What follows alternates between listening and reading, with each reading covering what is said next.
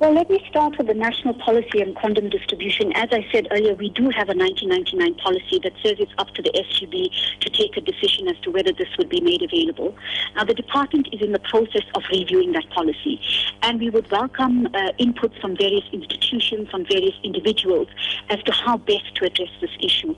But for now, it's up to the school governing body to make the decision, and we are rolling out training for school governing bodies such that they do this in a responsible manner. As to the second issue and the baby creches, we've got to look at this from 2 points of view.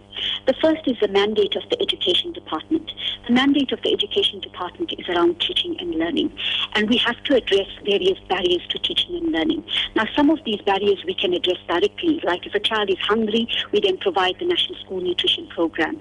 If there are financial barriers, we then offer no-fee schools. But some of the barriers need to be addressed by other government departments, by other NGOs, etc. And so we create an enabling environment for those government departments to act in and through schools. And therefore, we would then rely on social services to come in and render the childcare. The second issue is looking at the reasons why girls don't come back to school. Now, I did a study in 2009 on teenage pregnancy, and particularly looking at the impact in the school environment. And there were 3 principal reasons why girls don't come back to school.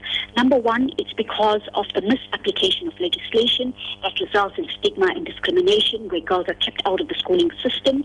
The second issue is around catch-up, that they struggle, they fall so far behind with the content of schooling that they drop out of school.